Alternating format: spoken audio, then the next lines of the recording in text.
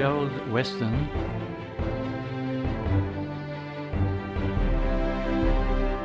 Ayez du courage.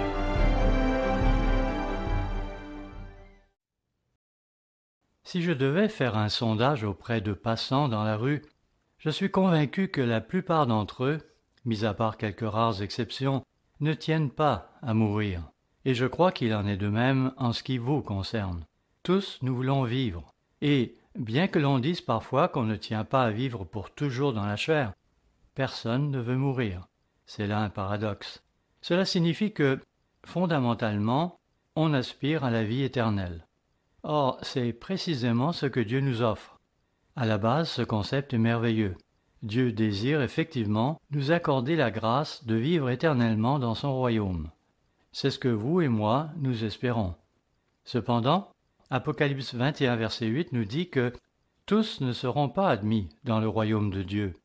Parmi ceux qui en seront exclus, il y aura notamment les incrédules, les abominables, les meurtriers, les débauchés, les magiciens, terme qui vient du grec pharmakeia et qui peut se référer à ces drogues récréatives qui sont en usage dans notre monde contemporain. Puis on mentionne les idolâtres et tous les menteurs. La fin du verset ajoute que tous ceux-ci iront dans les temps ardents de feu et de soufre, ce qui est la seconde mort. Vous noterez que j'ai omis de nommer une catégorie de personnes que Jean mentionne dans ce verset, les lâches. Ainsi, les lâches, ceux qui manquent de courage, n'entreront pas dans le royaume de Dieu. Cela dit, certains vont s'exclamer « Mais voyons, ne va-t-il pas parfois nous arriver d'avoir des craintes? Dieu va-t-il donc exclure des gens à qui il arrivera d'avoir peur? » Comprenez bien qu'il n'est pas ici question d'avoir peur. Il y a beaucoup de gens qui vont parfois manifester de la crainte.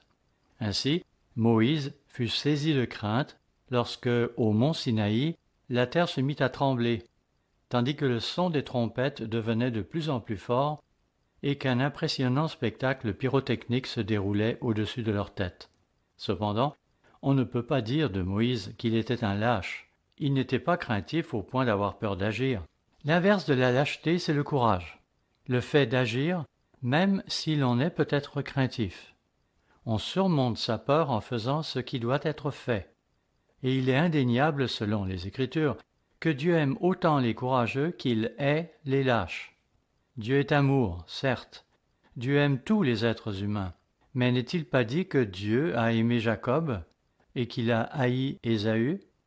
Par cela, il faut évidemment comprendre que Dieu aimait moins Ésaü que Jacob.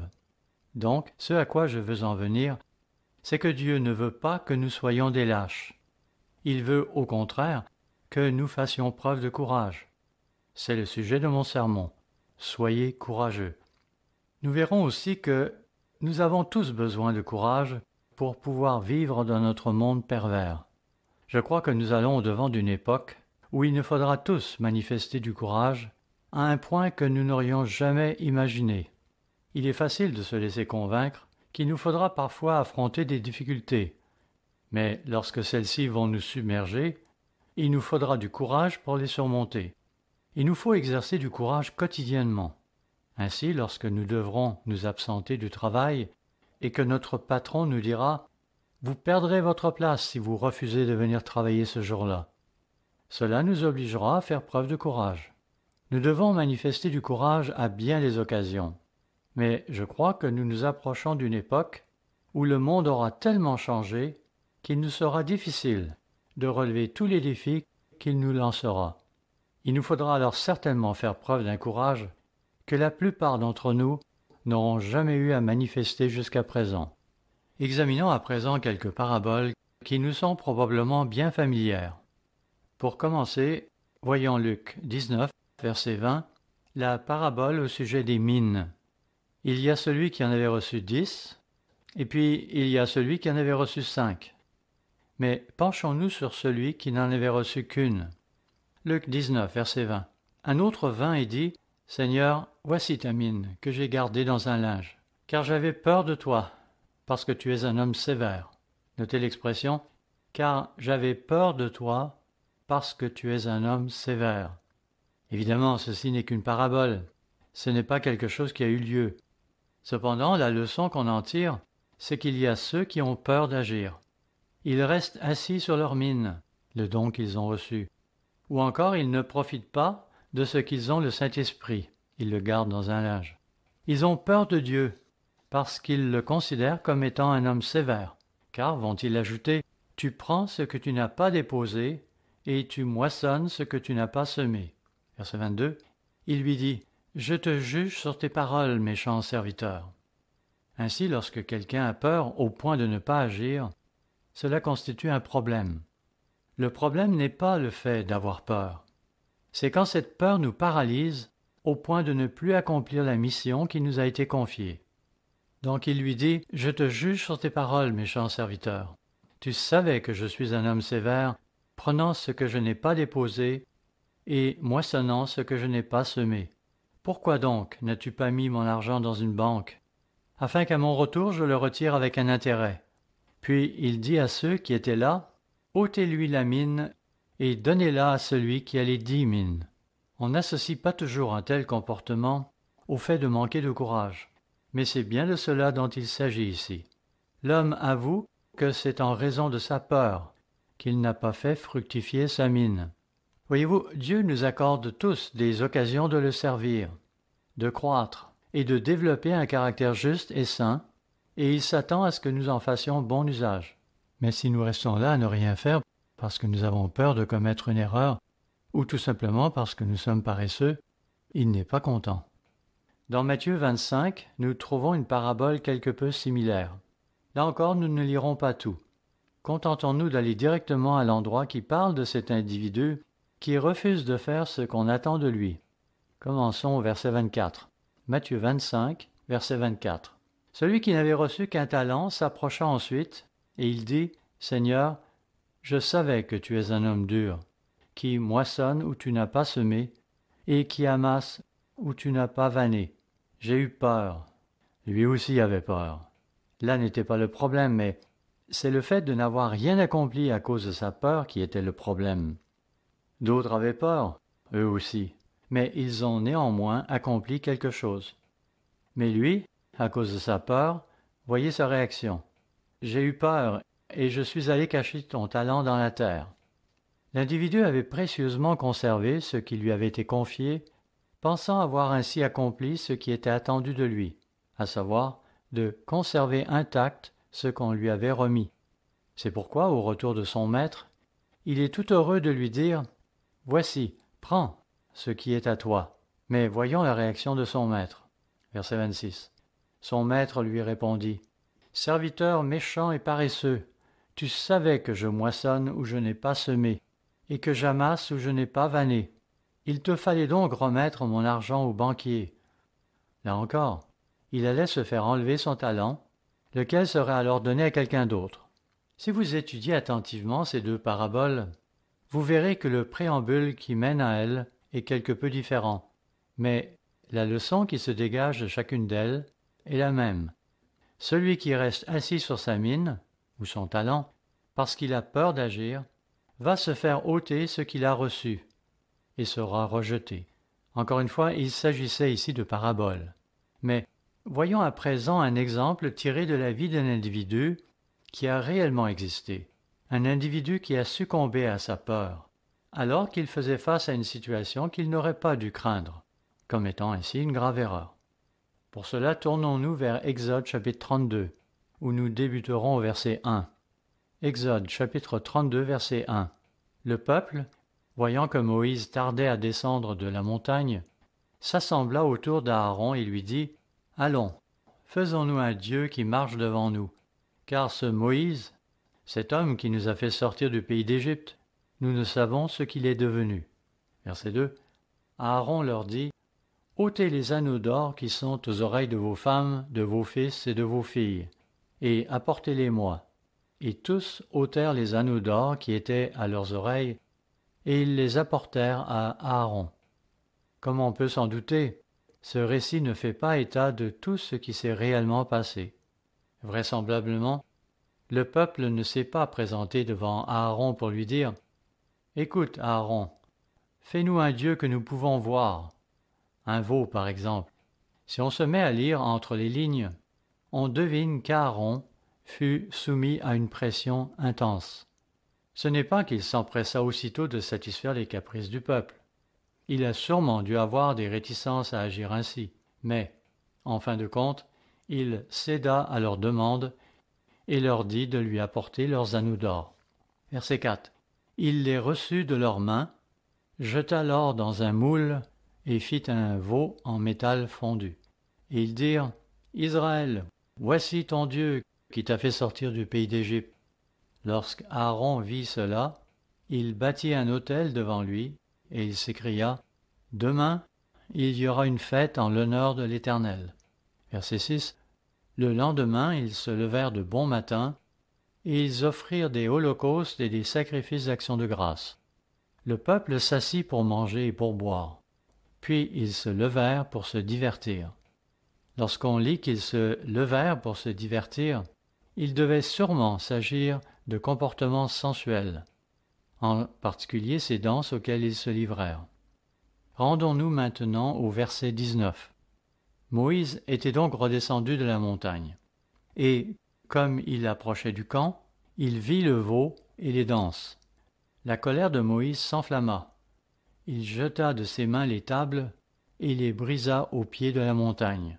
Il prit le veau qu'ils avaient fait et le brûla au feu. Il le réduisit en poudre, répandit cette poudre à la surface de l'eau et fit boire les enfants d'Israël.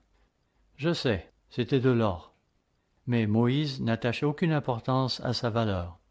Il ne se contenta pas de le fondre pour le transformer en quelque chose d'autre. Non, il le détruisit. Il le fit disparaître. Verset 21. Moïse dit à Aaron, « Que t'a fait ce peuple pour que tu l'aies laissé commettre un si grand péché ?» Moïse se doutait bien qu'on avait exercé une pression intense sur Aaron pour qu'il en vienne à faire pareille chose. Aaron répondit, « Que la colère de mon Seigneur ne s'enflamme point. » Effectivement, Moïse a dû être dans tous ses états à ce moment-là. On peut imaginer qu'Aaron fit alors de son mieux pour calmer Moïse, disant « Tu sais toi-même que ce peuple est porté au mal. » Verset 23. Ils m'ont dit « Fais-nous un Dieu qui marche devant nous, car ce Moïse, cet homme qui nous a fait sortir du pays d'Égypte, nous ne savons ce qu'il est devenu. » Dans son fort intérieur, reprochait-il à Moïse d'avoir trop tardé à revenir au camp? Verset 24. Je leur ai dit que ceux qui ont de l'or s'en dépouillent, et ils me l'ont donné, je l'ai jeté au feu, et il en est sorti ce veau. Entre nous, c'était là un énoncé plutôt ridicule. Cela montre notre tendance naturelle à vouloir nous justifier. Maintenant, il est indéniable qu'Aaron a dû subir une forte pression de la part du peuple. Il est possible que, de prime abord, il ait refusé de satisfaire leurs désirs.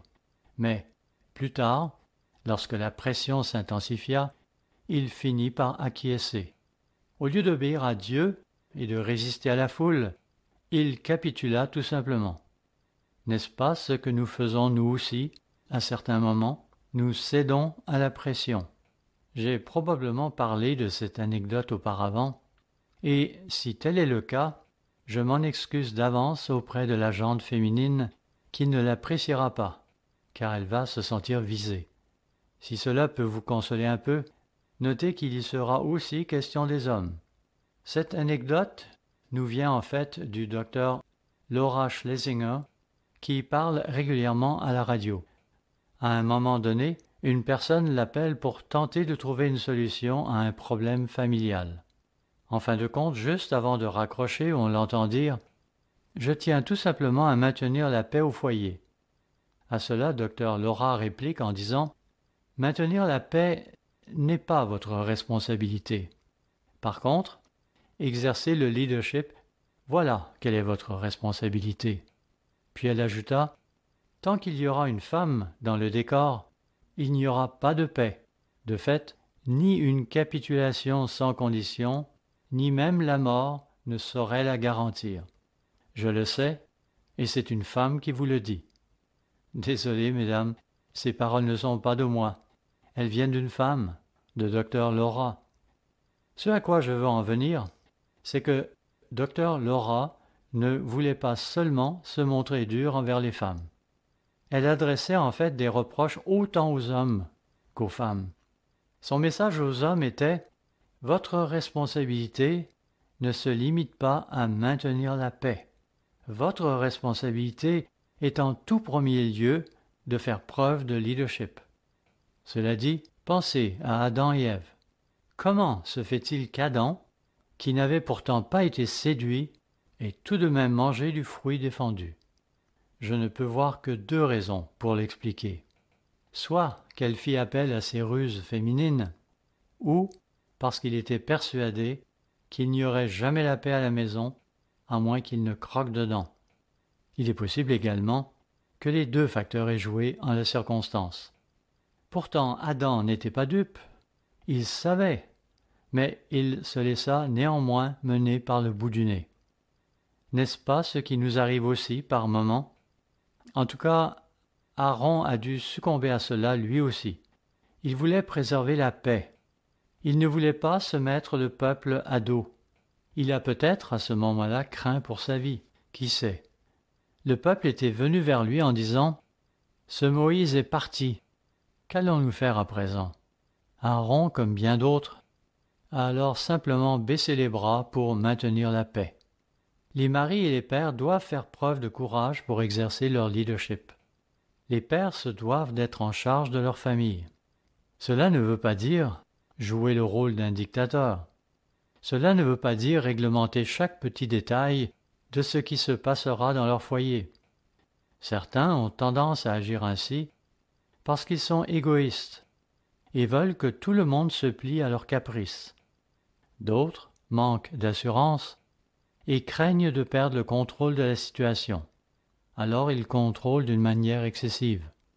Un des problèmes que nous avions jadis dans l'Église, ce n'est plus tant le cas de nos jours, c'est que les jeunes maris, lorsqu'ils avaient entendu leur ministre prêcher que l'homme se doit d'être le leader, s'empressaient alors d'imposer leurs quatre volontés à leur épouse, leur imposant même un horaire minutieux où figurait à quelle heure elle devait se lever ou se coucher, et toutes sortes de détails à propos de leurs activités durant la journée.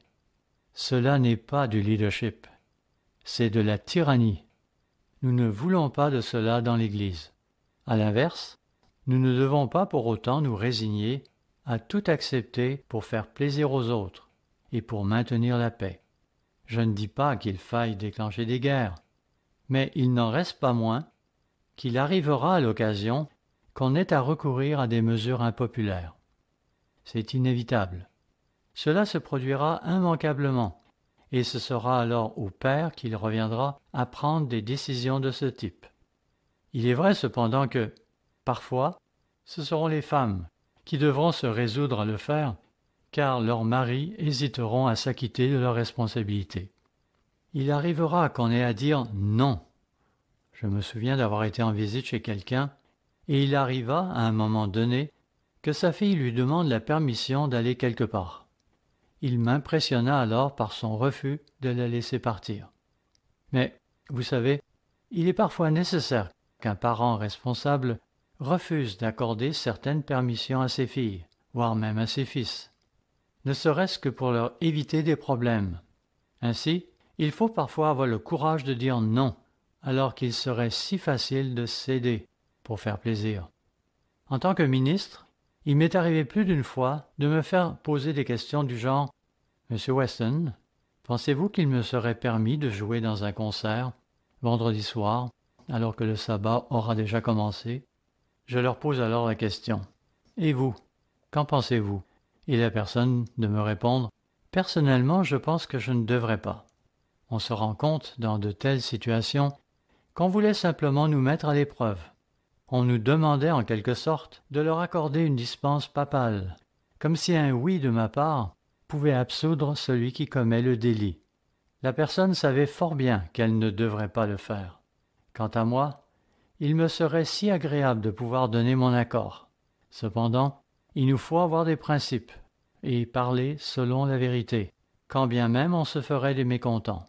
On peut user de tact en de telles circonstances, Mais de telles situations nous montrent simultanément combien il est important de connaître la vérité et de vivre en conséquence, sans avoir peur de ce que les gens pourraient penser de nous. Le problème que nous rencontrons, c'est qu'il y a des gens qui vont exercer un contrôle dictatorial, alors que d'autres vont faire preuve de lâcheté et agir comme des faibles.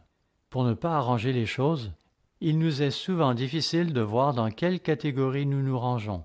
J'ai remarqué que lorsqu'on aborde ce genre de sujet, la personne qui tient à vouloir exercer un contrôle abusif s'imaginera qu'elle devrait exercer encore plus de contrôle, alors que, à l'inverse, celui qui tend à être faible et à manquer de leadership pensera qu'il a trop abusé et, partant, il s'enracinera encore plus dans son attitude. Après avoir donné un sermon, on se rend compte souvent, lorsqu'on parle aux gens, qu'ils interprètent nos paroles à l'envers. Ceux à qui on cherchait à faire comprendre qu'ils exerçaient un contrôle abusif vont croire qu'ils étaient trop mous, alors que ceux qui manquaient de leadership vont plutôt s'imaginer que leur comportement était trop dictatorial. En résumé, oui, il nous faut exercer du leadership, sans pour autant devenir un dictateur. Et cela va requérir du courage de notre part.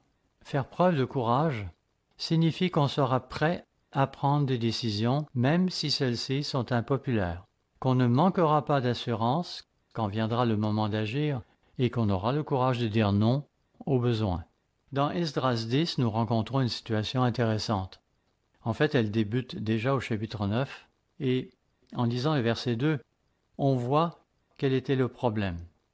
Le peuple d'Israël, y compris leur chef, ne s'était point séparé des peuples qu'ils avaient conquis. Verset 2. Esdras 9, verset 2. Car ils ont pris de leurs filles pour eux et pour leurs fils, et ont mêlé la race sainte avec les peuples de ces pays. Et les chefs et les magistrats ont été les premiers à commettre ce péché.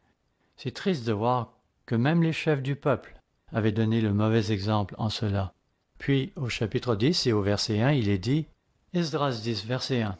Pendant qu'Esdras, pleurant et prosterné devant la maison de Dieu, faisait cette prière et cette confession, il s'était rassemblé auprès de lui une foule très nombreuse de gens d'Israël, hommes, femmes et enfants, et le peuple répandait d'abondantes larmes. Ces gens du peuple s'étaient rendus auprès de lui, conscients d'avoir transgressé les voies de Dieu. Cela ne faisait pas si longtemps qu'ils étaient sortis de captivité, et ils s'inquiétaient pour l'avenir de leur nation. Verset 2. Alors Shekania, fils de Jéhiel, d'entre les fils d'Élam, prit la parole et dit à Esdras, « Nous avons péché contre notre Dieu, en nous alliant à des femmes étrangères qui appartiennent au peuple du pays. Mais Israël ne reste pas pour cela sans espérance. Faisons maintenant une alliance avec notre Dieu pour le renvoi de toutes ces femmes et de leurs enfants. » Ils étaient prêts à prendre une mesure draconienne, renvoyer et ces femmes et les enfants qu'ils en avaient eus. Une décision qui n'était pas simple. On avait commis une grave erreur et il leur fallait maintenant se résoudre à se séparer de leurs femmes et de leurs enfants. Une situation traumatisante pour un grand nombre d'entre eux. C'est une situation qui ne se pose pas à nous qui vivons à notre époque. Mais du temps de l'ancien Israël, particulièrement dans la tribu de Juda, c'était devenu un problème grave. La nation avait contracté des mariages avec des peuples étrangers parmi les pays qu'ils avaient conquis. Cela aurait conduit à la destruction de leur culture. Ils avaient violé les lois de Dieu qui interdisaient clairement de tels mariages. C'est pourquoi au verset 3 on lit « Faisons maintenant une alliance avec notre Dieu pour le renvoi de toutes ces femmes et de leurs enfants, selon l'avis de mon Seigneur et de ceux qui tremblent devant les commandements de notre Dieu, et que l'on agisse d'après la loi. » On voulait donc revenir à la loi de Dieu. Verset 4. « Lève-toi, car cette affaire te regarde. Nous serons avec toi. Prends courage et agis. » Ainsi, pour chacun d'entre nous, peu importe notre situation particulière, il viendra un temps où il nous faudra endosser nos responsabilités, et cela, que nous soyons un mari ou une mère. Ici, ce qui facilite les choses pour Esdras, c'est que le peuple se montre solidaire. De fait, il l'encourage, disant « Sois courageux, agis ». Effectivement, lorsque nous devons nous résoudre à prendre des mesures impopulaires et draconiennes, cela ne requiert-il pas du courage de notre part? Dans Acte 5, nous voyons les apôtres aux prises avec une décision plutôt pénible. Ne croyez pas qu'il en serait autrement pour nous si nous devions un jour faire face à une situation similaire. Voyons le verset 29. Acte 5, verset 29. Pierre et les apôtres répondirent « Il faut obéir à Dieu plutôt qu'aux hommes. » On leur avait interdit de continuer à prêcher l'Évangile. C'est là un sort qui pourrait nous être réservé, à nous aussi, à moins qu'on ne nous coupe tout simplement l'accès aux médias. Bien sûr, et nous le savons, personne ne peut fermer une porte que Dieu nous a ouverte, à moins que Dieu n'y consente. Mais il ne faut pas non plus oublier que, de tout temps, Dieu a permis que son peuple subisse des persécutions. Or, tout porte à croire que le temps n'est pas si loin où nous pourrions être soumis, nous aussi, à de telles persécutions. Il faudrait être aveugle pour ne pas le voir. En effet, le monde autour de nous change de manière radicale, et cela à un rythme accéléré. Comme je l'ai dit précédemment, il y a 40 ans, je n'aurais pas pu comprendre comment l'Église pourrait devenir la cible de persécutions. Certains auraient pu penser à l'époque que la persécution pourrait prendre la forme d'un ordre du genre « mangez du porc ou sinon vous mourrez ». Cependant, de nos jours, le monde a changé. Aujourd'hui, on va nous ridiculiser pour nos croyances, voire même nous museler. Par exemple, récemment, plusieurs de nos émissions télévisées ont été censurées en Australie. Au Royaume-Uni, cela nous arrive régulièrement. Il est vrai que dernièrement, la situation s'est un peu améliorée. Mais jadis, une émission sur 2 ou 3 ne passait pas la censure. Dans le passé, ces mêmes émissions n'auraient pas été censurées. À présent, lorsque nous faisons un enregistrement, nous nous demandons toujours « va-t-il passer ?» C'est parce qu'ils doivent satisfaire aux nouveaux critères de rectitude politique. Ce n'est pas que leur contenu ne serait pas conforme à la vérité. Il l'est. Mais le monde actuel n'a que faire de la vérité. Vous savez, nous vivons dans un monde qui a bien changé. Jetons nos regards sur un exemple typique de courage. Et je suis persuadé que nous n'aurions pas aimé être dans la peau de celui qui dut passer par là. Allons à Nombre chapitre 13, et nous commencerons au verset 1. Il y sera question de ces espions qui furent envoyés dans la terre promise, pour qu'ils l'explorent et fassent un rapport de ce qu'ils auront vu. Nombre 13, verset 1. L'Éternel parla à Moïse et dit « Envoie des hommes pour explorer le pays de Canaan que je donne aux enfants d'Israël. Tu enverras un homme de chacune des tribus de leur père. Tous seront des principaux d'entre eux. » Verset 3. Moïse les envoya du désert de Paran, d'après l'ordre de l'Éternel. Tous ces hommes étaient chefs des enfants d'Israël. Puis on nous informe du nom de chacun d'eux. Plus loin, au verset 16, il est dit « Tels sont les noms des hommes que Moïse envoya pour explorer le pays. » Moïse donna à Osée, fils de Nun, le nom de Josué. Moïse les envoya pour explorer le pays de Canaan. Il leur dit « Montez ici par le midi, et vous monterez sur la montagne. Vous verrez le pays, ce qu'il est, et le peuple qui l'habite, s'il est fort ou faible, s'il est en petit ou en grand nombre, ce qu'est le pays où il habite, s'il est bon ou mauvais, ce que sont les villes où il habite, si elles sont ouvertes ou fortifiées, ce qu'est le terrain, s'il est gras ou maigre, s'il y a des arbres ou s'il n'y en a point. » Notez ce qu'il ajoute ensuite. « Ayez bon courage et prenez des fruits du pays. » C'était le temps des premiers raisins. Les voilà donc qui partent en mission. Verset 21. Ils montèrent et ils explorèrent le pays, comme on le leur avait ordonné. Sautons à présent jusqu'au verset 26. À leur arrivée, ils se rendirent auprès de Moïse et d'Aaron et de toute l'assemblée des enfants d'Israël, à Kadès dans le désert de Paran. Ils leur firent un rapport ainsi qu'à toute l'assemblée, et ils leur montrèrent les fruits du pays. Verset 27. Voici ce qu'ils racontèrent à Moïse. Nous sommes allés dans le pays où tu nous as envoyés. À la vérité, c'est un pays où coule le lait et le miel, et en voici les fruits. Mais le peuple qui habite ce pays est puissant. Les villes sont fortifiées, très grandes, et nous y avons vu des enfants d'Anak. Les Amalécites habitent la contrée du Midi.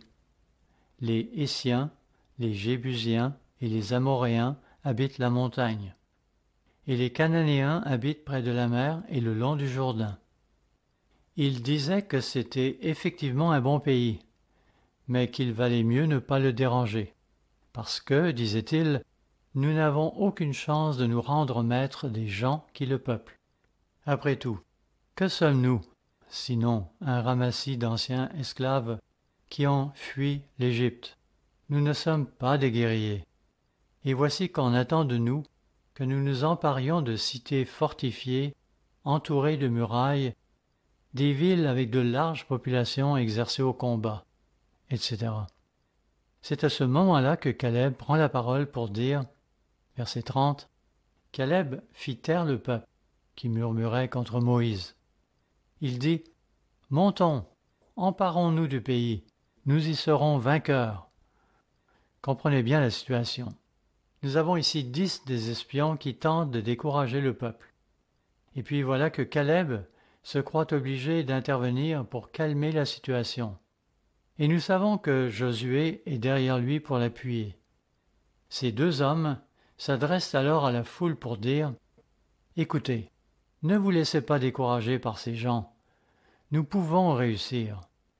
Nous les vaincrons. Dieu nous soutiendra. » Plus loin, dans Nombre, chapitre 14 et le verset 9, Josué et Caleb ajouteront même « Seulement, ne soyez point rebelles contre l'Éternel, et ne craignez point les gens de ce pays, car ils nous serviront de pâture. Ils n'ont plus d'ombrage pour les couvrir. L'Éternel est avec nous. Ne les craignez point. » Mais poursuivons notre lecture dans Nombre 13. Nombre 13, verset 31. Mais les hommes qui y étaient allés avec lui dirent « Nous ne pouvons pas monter contre ce peuple, car il est plus fort que nous. » Et ils décrièrent, devant les enfants d'Israël, le pays qu'ils avaient exploré. Ils dirent « Le pays que nous avons parcouru pour l'explorer est un pays qui dévore ses habitants. Tous ceux que nous y avons vus sont des hommes d'une haute taille. Et nous y avons vu les géants, enfants d'Anak, de la race des géants. Nous étions à nos yeux et aux leurs comme des sauterelles. » Josué et Caleb avaient vu la même chose que les 10 autres espions. Eux aussi avaient vu ces géants qu'ils allaient devoir combattre. Mais contrairement aux autres, ils étaient disposés à s'emparer du pays et à les combattre. Ils étaient disposés à obéir aux ordres de Dieu et à placer leur confiance en lui. D'ailleurs, peu après, dès la prise de Jéricho, n'allaient-ils pas devenir témoins d'un miracle de Dieu pour que leur foi soit renforcée? Josué et Caleb avaient donc foi en Dieu, même s'ils ne pouvaient pas savoir comment Dieu allait s'y prendre pour leur permettre de conquérir le pays qu'il leur avait promis. Ils avaient aussi du courage. Savez-vous, Josué et Caleb avaient aussi dû faire preuve de courage pour braver la foule.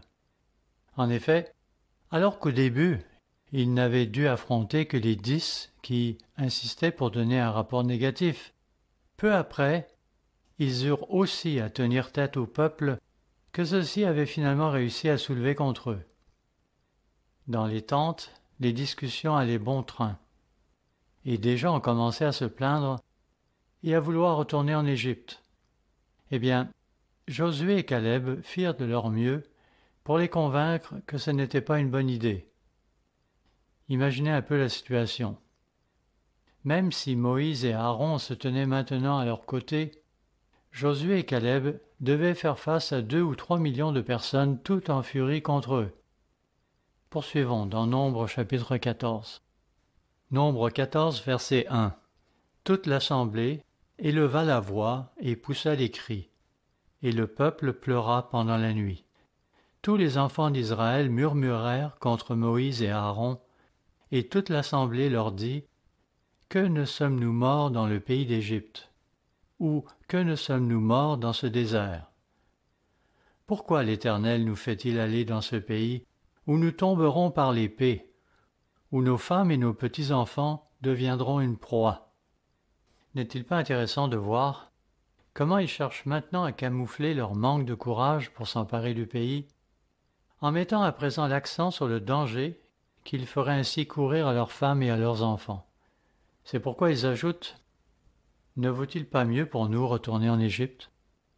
Et ils se dirent l'un à l'autre, verset 4, « Nommons un chef et retournons en Égypte. » Nous assistons ici à une véritable mutinerie. La foule allait bientôt s'en prendre à eux. Verset 5.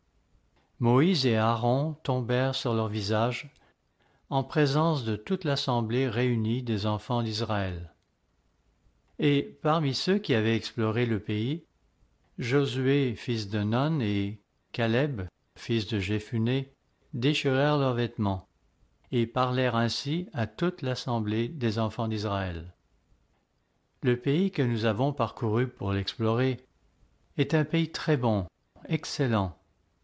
Si l'Éternel nous est favorable, il nous mènera dans ce pays, et nous le donnera. C'est un pays où coule le lait et le miel. Seulement, ne soyez point rebelles contre l'Éternel, et ne craignez point les gens de ce pays, car ils nous serviront de pâture. Ils n'ont plus d'ombrage pour les couvrir. L'Éternel est avec nous. Ne les craignez point. Josué et Caleb nous donnent ici un remarquable exemple de courage. Ils étaient non seulement prêts à combattre ces géants, retranchés dans leur ville fortifiée, ils avaient aussi le courage de tenir tête à cette foule déchaînée. Combien de fois avons-nous résisté à la pression de la foule? Combien de fois nous sommes-nous plutôt contentés de ne rien dire? Je ne veux pas dire qu'il faut se lancer dans une dispute acerbe chaque fois qu'on a un différend avec quelqu'un, mais il est des circonstances où une réplique serait appropriée. Je me souviens de ce membre de notre congrégation qui suivait un cours à l'université. À un moment donné, la discussion porta sur ce qui devait constituer une famille. Un homme, une femme et 2 enfants, cela constitue-t-il une famille? Toutes les mains se levèrent en signe d'approbation.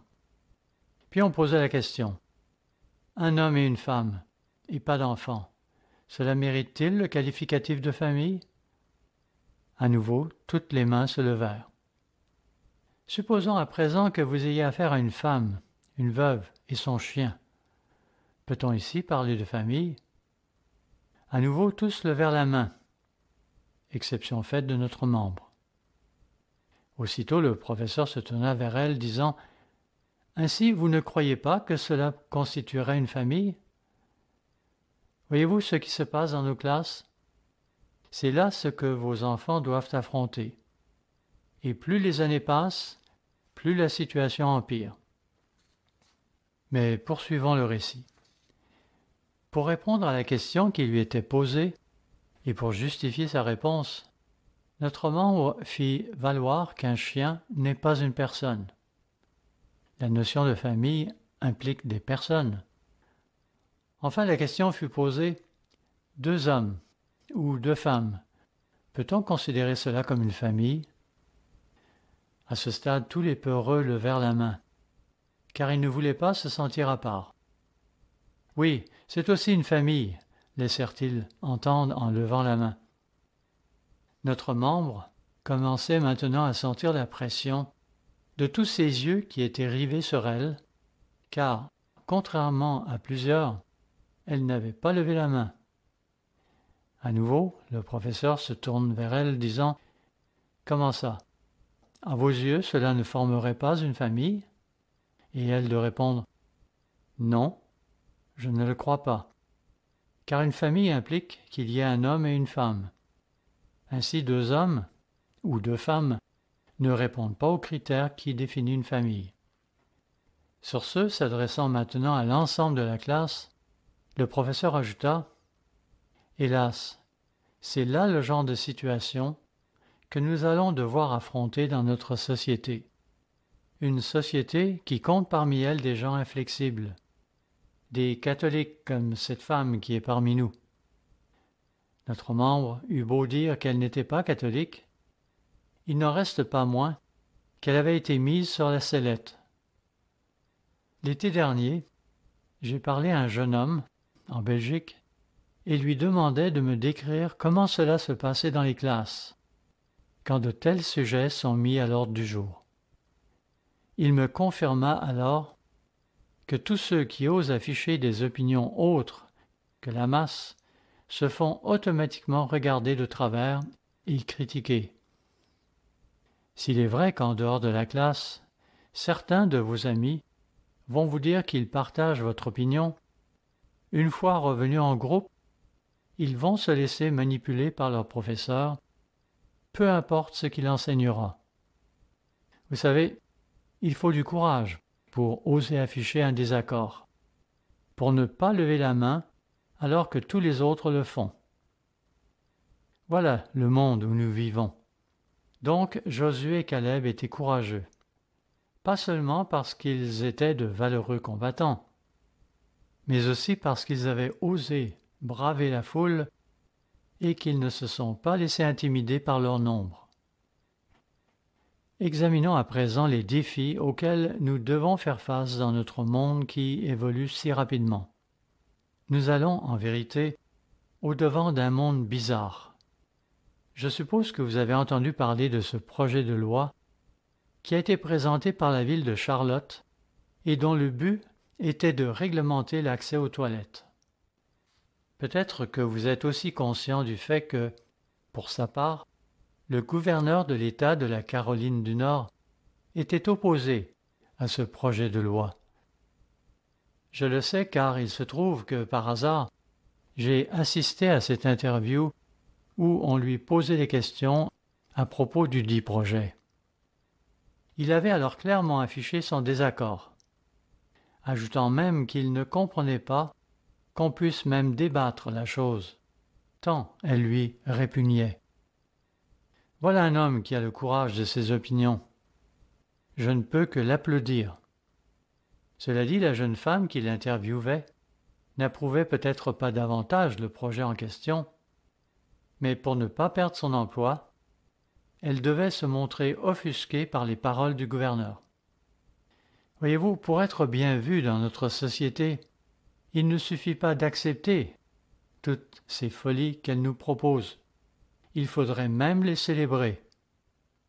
J'ai été content d'apprendre que, grâce à l'action courageuse de notre gouverneur et du corps législatif de notre État, ce projet de loi n'a finalement pas été adopté, et il aura fallu moins d'une journée pour en arriver là. À présent, vous n'aurez plus à vous inquiéter si votre fille, en se rendant aux toilettes, soit abordée par un de ces individus qui prétend être une femme, alors qu'anatomiquement il est un homme, et qu'elle se fasse alors abuser. Peut-être que l'individu en question sera effectivement victime de confusion. Mais combien d'autres pourraient vouloir profiter d'un pareil projet de loi pour commettre des abus sexuels? Il reste à espérer que nos législateurs ne reviendront pas sur leurs décisions à la suite de pressions venant d'entreprises locales. Ce ne serait pas la première fois que l'on assisterait à pareille volte-face.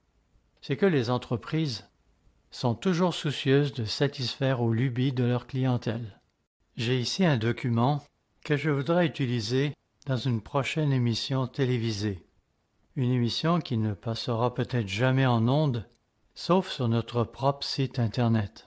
Le titre en est « Guidelines for Best Practices », ce que l'on pourrait traduire par « Lignes directrices pour s'assurer d'avoir les meilleures pratiques ».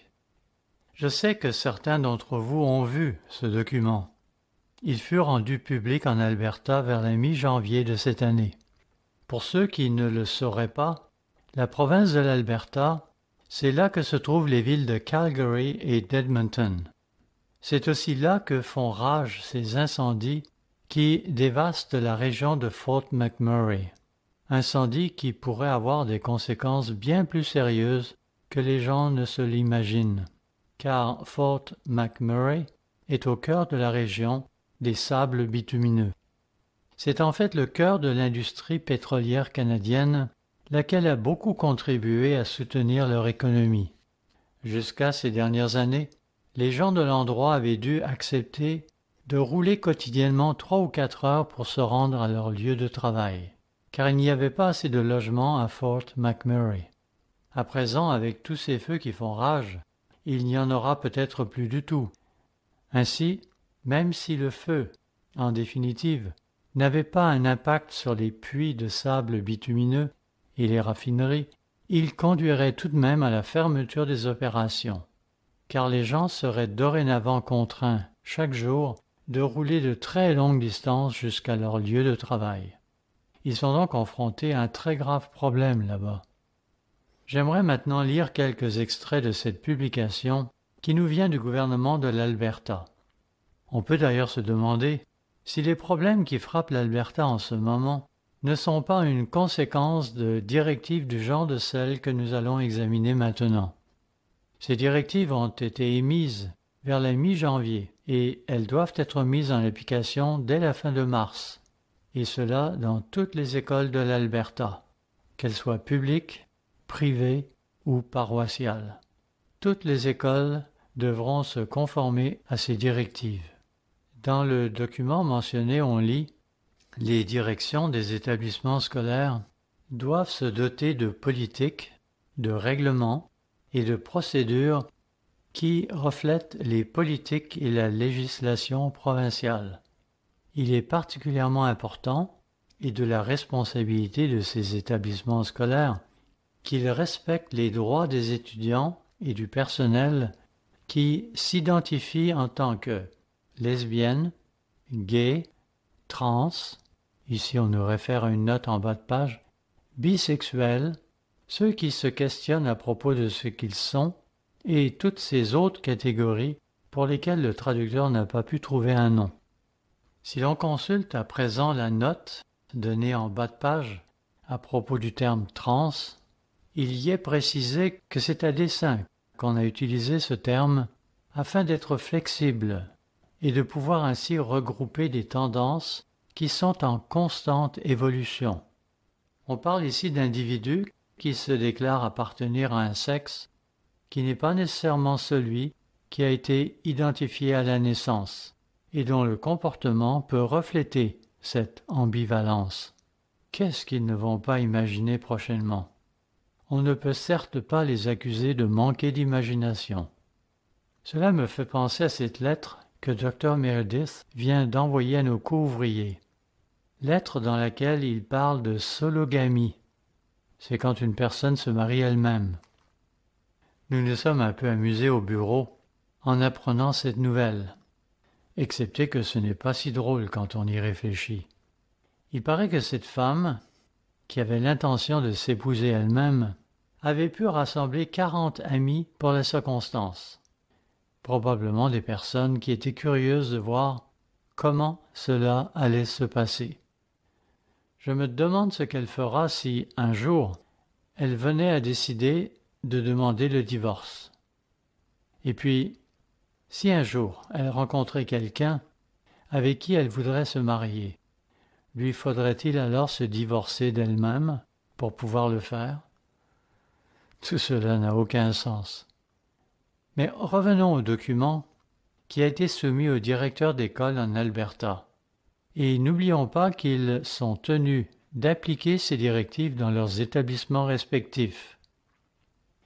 Il y est dit, entre autres, mais je trouve cela inquiétant, il revient à chaque individu de choisir à quelle orientation sexuelle, à quel genre, il veut appartenir et comment il comptera alors se comporter. Notez cela, c'est en fonction de ce qu'il va s'imaginer. Oubliez ce que les parents pensent. De toute façon, ils n'ont même pas le droit d'être informés de ce qui se passe dans les écoles.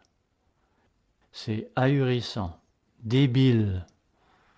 Ainsi, lorsqu'un individu souffre manifestement d'un problème d'identité, quand il se voit en tant que fille, alors que, du point de vue anatomique, il a tout d'un garçon, nous devrions l'encourager dans ce sens. On devrait donc le garder dans la confusion, au lieu de l'aider à revenir à lui. Appliquons ce raisonnement à une personne qui souffre d'anorexie. C'est exactement la même problématique.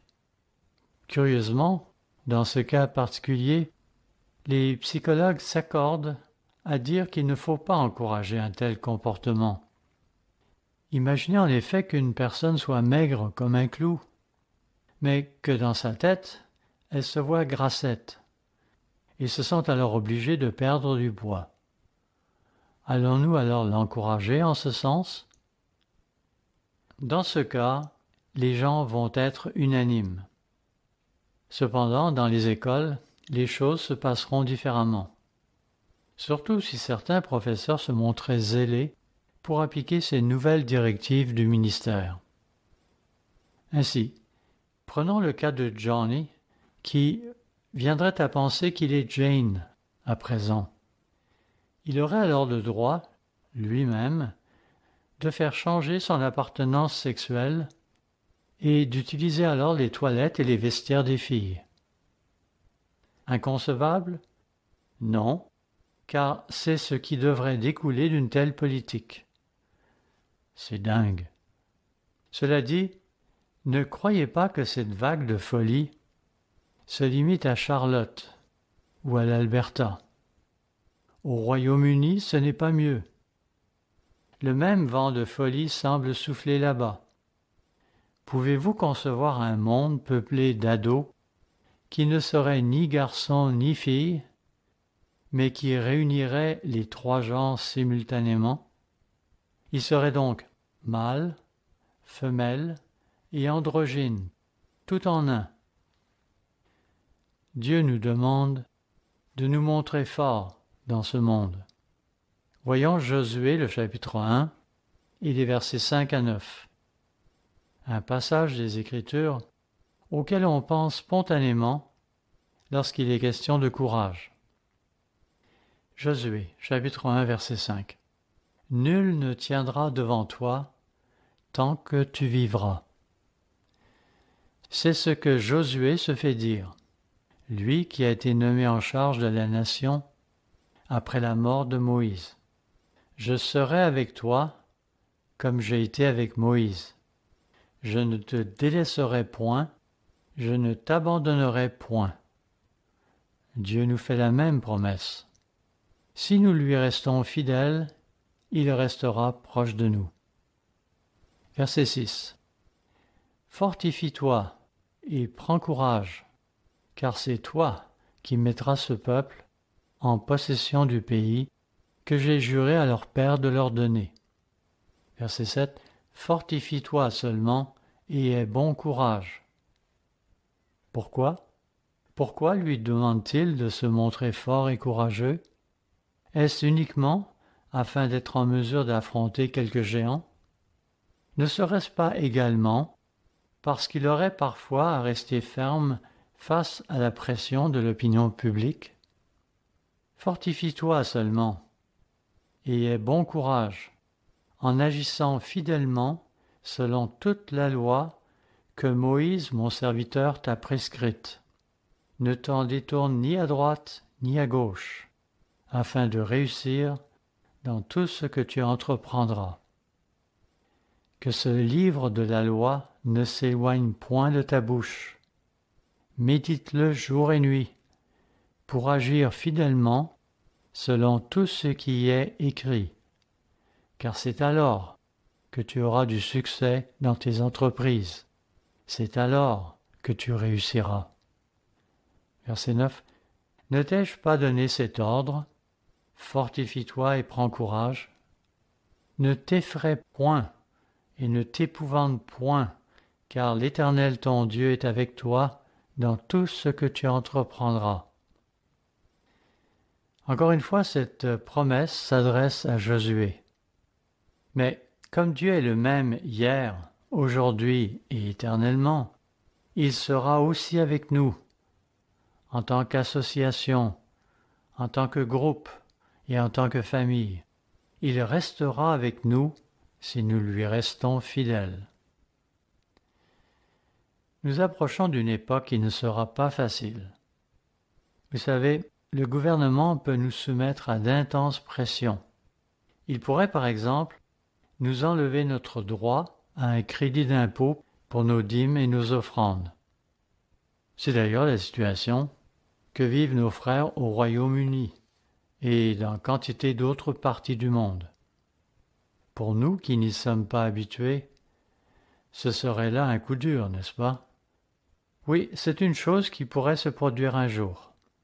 Le gouvernement pourrait aussi s'en prendre à certains d'entre nous et les soumettre à toutes sortes de harcèlements, uniquement pour rendre notre vie misérable. On pourrait aussi nous enlever nos enfants. Je ne veux pas vous donner la frousse, mais ce sont là des choses qui pourraient arriver. Un tas de choses pourraient arriver avant que tout cela ne se termine. Alors que jadis, il y a 40 ou 50 ans, nous n'aurions pas pensé à de telles choses. À présent, au train où vont les choses, il nous est d'ores et déjà possible d'envisager ce qui pourrait les provoquer. Aux États-Unis, certains États avaient passé des lois dans le but de protéger certaines entreprises, pour ensuite faire marche arrière en raison des pressions financières qui en résultèrent pour elles. C'est que, voyez-vous, en tant que gouverneur d'un État, si diverses compagnies décident de partir, par exemple, si diverses organisations de loisirs s'en vont se relocaliser ailleurs, alors vous allez immanquablement avoir des gens qui en souffriront. Leur chiffre d'affaires va chuter. Certains emplois seront perdus. En pareil cas, ceux qui approuvaient certaines politiques auront tôt fait de les rejeter. Pour nous, qui sommes dans l'Église, il ne saurait être question de changer d'allégeance. Nous devons être en mesure de faire la part des choses et de nous en tenir à nos promesses. Ce qui est vrai doit le rester, et pareillement pour ce qui est faux. Si nous devions un jour nous éloigner de la vérité, Dieu cesserait alors d'être avec nous. Mais je ne crois pas que ceci se produira, car j'ai confiance que le peuple de Dieu saura faire preuve de courage, qu'il restera fidèle à des principes et qu'il se tiendra debout. Veuillez maintenant vous reporter à Ézéchiel, le chapitre 2. Il est intéressant de noter que lorsque les gens battent en retraite, c'est alors qu'ils se font étendre. À l'inverse, lorsqu'ils affrontent ceux qui cherchent à les intimider, et je veux ici parler de ceux qui s'appuient sur les leviers que leur donnent ces notions de rectitude politique, alors ils courent des chances de l'emporter sur eux. Ézéchiel 2, verset 1.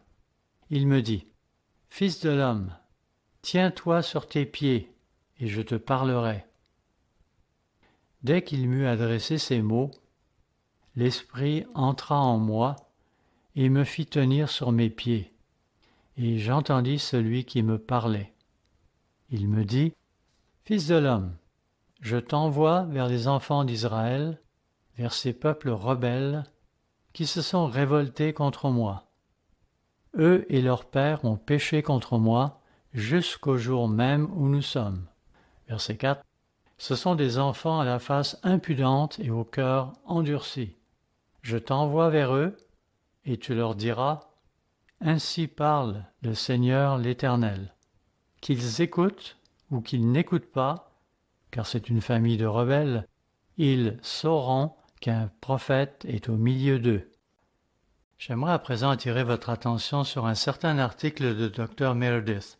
Il se trouve dans notre magazine Le Monde de demain de juillet-août 2016, celui qui a pour page couverture une photo qui illustre la grande débâcle. Entre parenthèses, un excellent article que nous devons à M. Rod McNair. Dans son article intitulé « Êtes-vous disposé à changer ?», Dr. Meredith montre que même si les gens reconnaissent que nous leur présentons la vérité, ils avouent néanmoins qu'ils ne se sentent pas prêts à changer.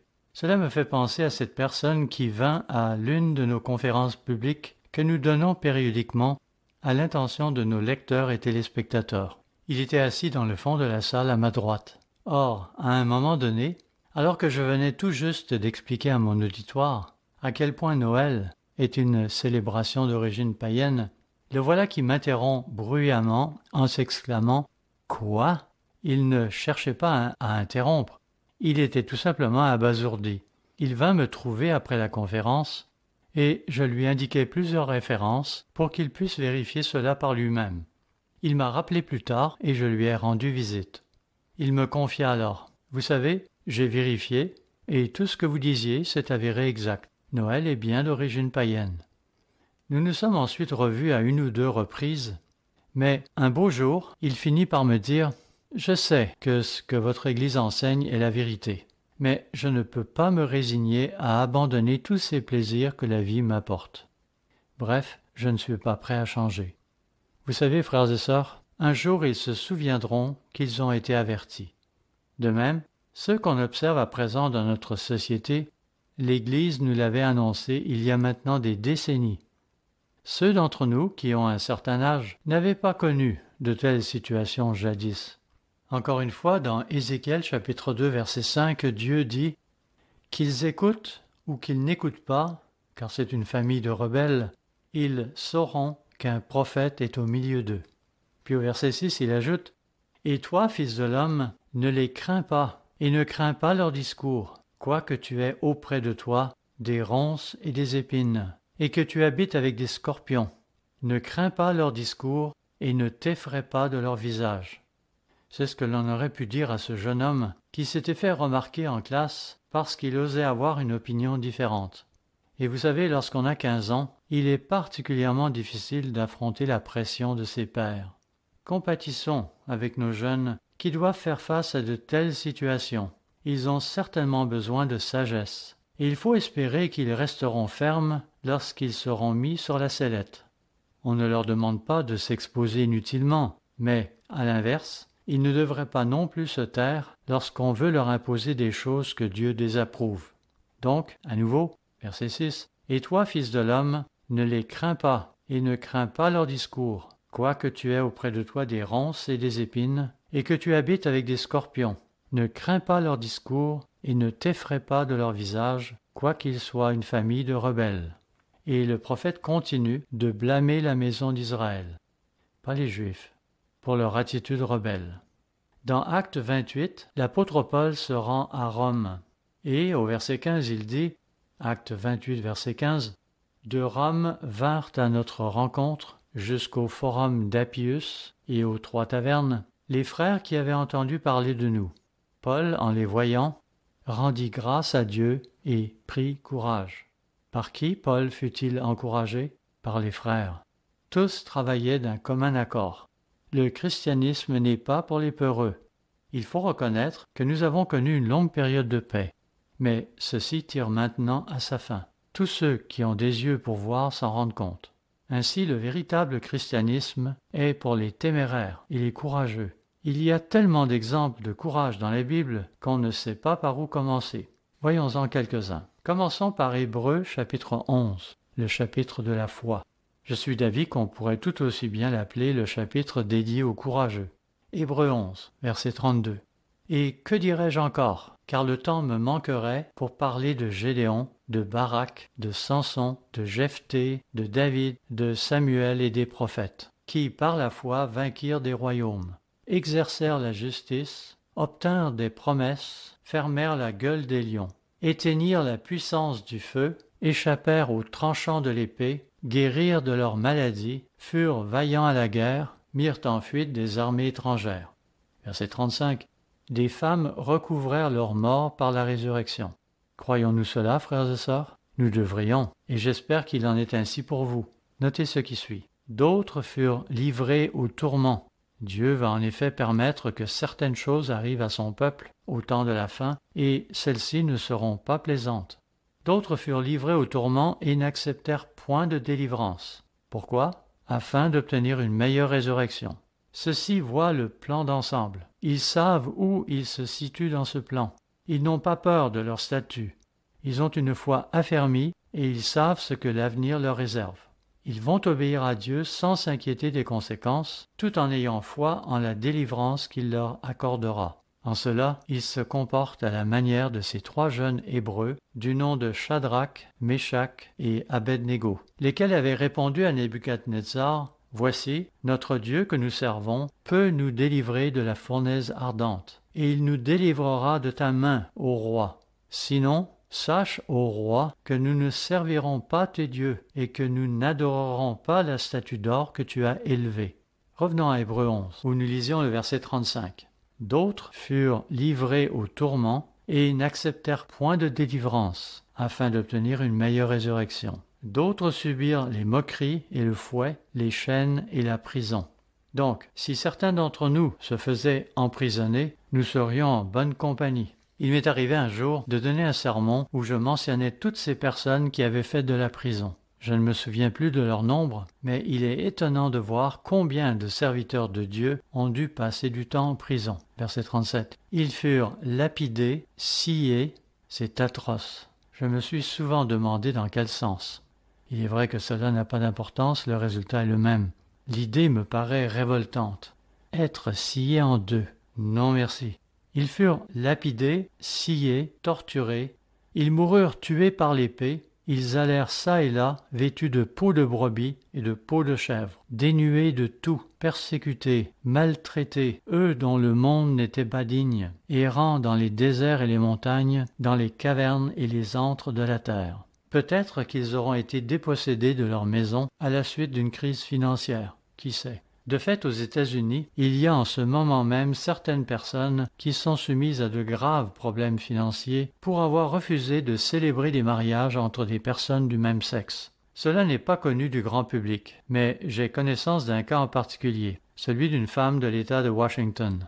Elle possédait une boutique florale. Maintes fois, elle avait accordé du travail à un jeune homme qui l'assistait dans son commerce. Un jour, ce dernier lui fit part de son intention de se marier, et il fut alors tout naturel pour elle de vouloir lui préparer un beau bouquet pour la circonstance. Cependant, en apprenant que ce jeune homme allait épouser un autre homme, elle se sentit obligée de lui dire qu'à son grand regret, elle ne pouvait pas donner suite à sa première idée, la situation qui se présentait étant contraire à ses principes. Finalement, c'est celui qui devait se faire épouser qui intenta alors une poursuite en justice contre elle. Curieusement, lorsqu'il fut saisi de l'affaire, le procureur général de l'État de Washington tint personnellement à se mêler de l'affaire, même si, en principe, cela n'était pas de son ressort. À présent, la pauvre femme doit se défendre en cour. Il y a des gens qui manifestent devant sa boutique. Son commerce en est lourdement affecté et toute sa vie a été bouleversée. Nous avons entendu divers témoignages à propos de cas semblables lorsque nous avons récemment participé à la Convention nationale des radiodiffuseurs religieux.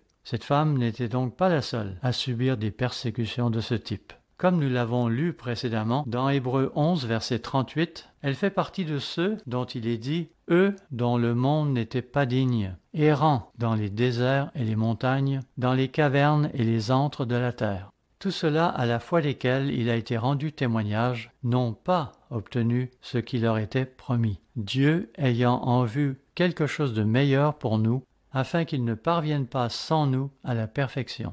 Il est ensuite question de Christ, qui a établi la norme pour nous, en souffrant la croix et en méprisant l'ignominie, comme on peut le lire dans Hébreux 12, verset 2.